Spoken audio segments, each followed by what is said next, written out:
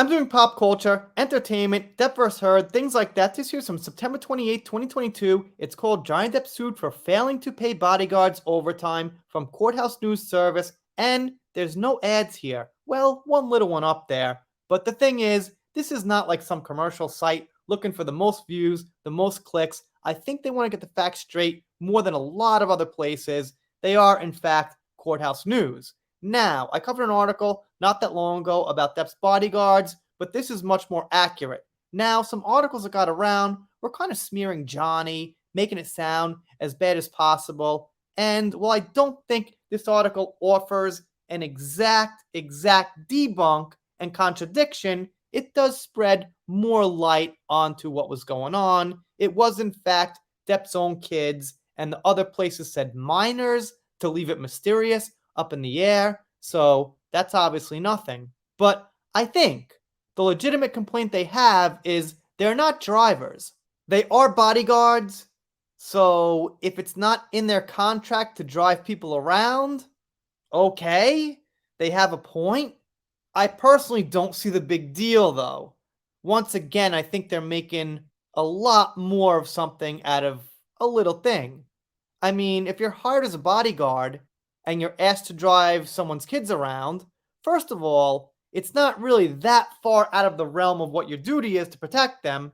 Second of all, it's kind of a common thing. I mean, if I'm hired to write up some lessons for a math class or something, then they say something like a little bit off the contract.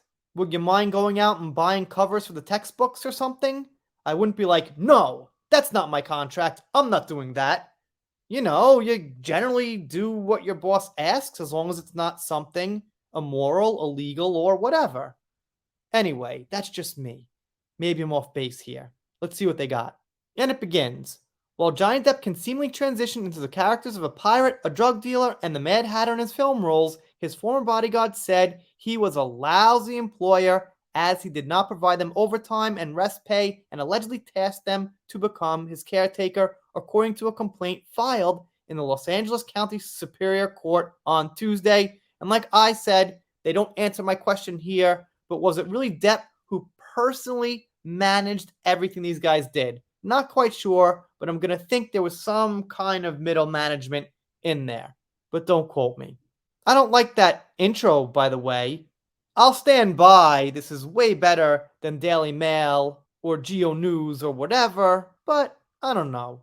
So they said that Depp became detached from the reality around him. For whatever that means, there's no detail. Okay. A lot of times when someone's busy, they're just kind of detached from things and going a mile a minute, but who knows exactly what they meant. And the complaint that was pointed out is they said they'd be paid for more than 12 hours a day, including overtime and rest pay, but apparently they didn't get that full pay. Or that's the claim.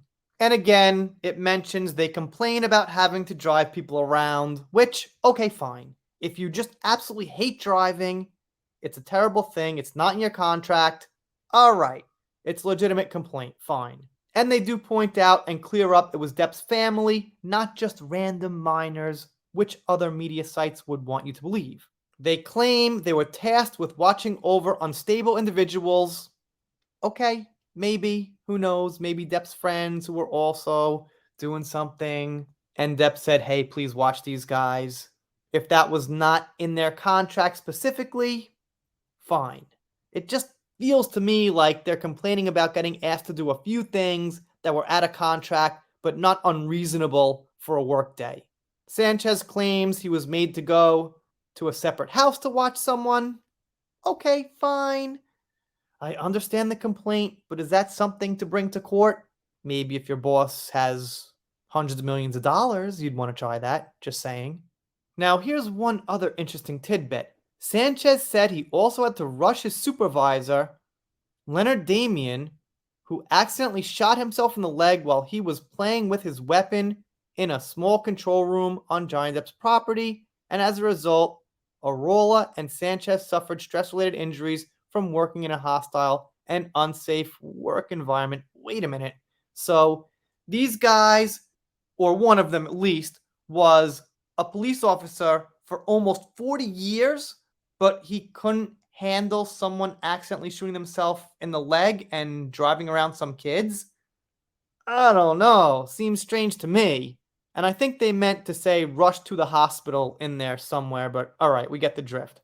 But yeah, as I was saying, I don't know, man. With that long history, 39 years in law enforcement for Arola, I don't think they give Sanchez his background.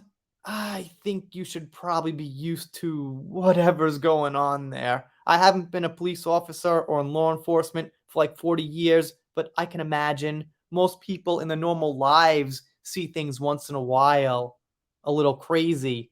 I gotta assume this person wasn't seeing anything new on the job, or not even close to things they'd probably seen, unless they weren't doing their job very well as an officer and hanging out at Dunkin' Donuts and things like that and not really enforcing the law.